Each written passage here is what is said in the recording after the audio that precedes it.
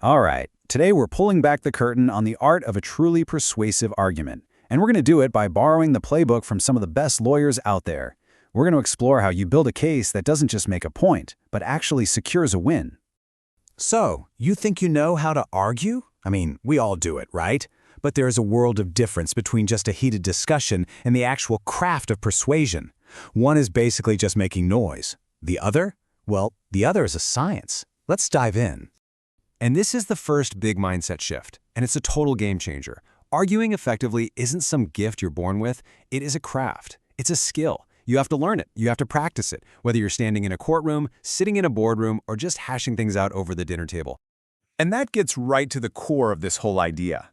You see, a really effective argument isn't just a stream of consciousness. It's not you just blurting things out. They are constructed, piece by piece, with a super clear structure. You should think of yourself like an architect designing a building. A skilled arguer designs their case with that same level of precision. Now let's talk about the single biggest mistake that people make when they're in an argument. It's the one thing that leads to all that frustration and honestly gets you absolutely nowhere. Your goal is always to persuade. It's not to vent your feelings or to trade insults.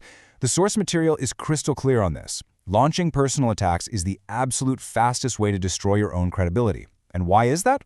Because the moment you attack someone personally, they get defensive. And you know what? A defensive mind is a closed mind. You've just built a giant wall right in front of your own argument. And this, right here, just highlights that difference in approach so perfectly. You know, the amateur gets emotional. They react to the person. The professional, they stay rational. They focus on the position. They have one single focus, proving their point in a way that actually builds credibility and persuades the other person to see things their way. Okay, so this brings us to what might be the single most powerful tool in your entire persuasion toolkit. And it's a surprisingly simple concept that just cuts through all the noise and complexity. The book puts it perfectly. The simple declarative sentence is your best weapon. Now, why is this so important? Because clarity is the absolute bedrock of persuasion. Think about it. If people have to struggle just to understand what you're saying, you've already lost. Complexity just breeds confusion and suspicion. Simplicity, on the other hand, builds trust and conviction. This example just brilliantly shows the power of that principle. That before text, that's classic legalese. It's designed to sound important, but really, it's just meant to confuse you. But the after, it's direct. It's undeniable. You block my driveway. I can't get my car out. Those short, factual statements are impossible to misunderstand, and that is what makes them so incredibly powerful. Okay, so we've got our basic building blocks, these simple sentences. Now let's see how you can build on them to create a rock-solid structure for your entire case. This is where we get into the real architecture of an argument. So, the fundamental building blocks of a legal argument are called contentions. Now, as you can see, a contention is just a single positive assertion that can be stated in one simple sentence. This discipline forces you to boil down these big, complex thoughts into their most essential and powerful form. They're like the bricks of your argument. The key is to follow this architectural plan every single time. So, step 1, define your main argument. What is it you ultimately want? Step 2, list out all those single-sentence contentions that support it.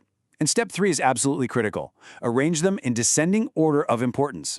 Why? Well, it's something called the primacy effect. You lead with your strongest point to immediately capture attention when it's at its absolute peak. Okay, this is where things get really skillful.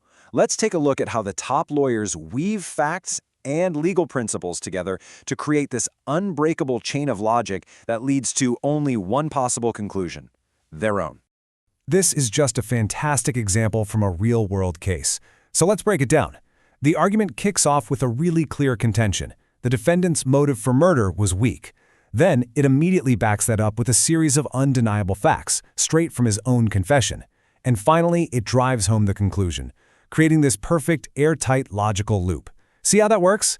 Contention, facts, conclusion. And that, right there, leads us to our final and maybe most critical lesson.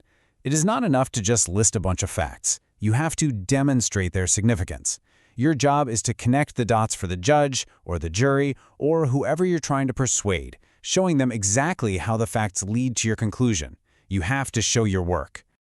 So there you have it. The fundamental tools used by the sharpest legal minds to build persuasive, watertight arguments. Structure, simplicity, and logic. The only question left is, whose mind are you going to change first?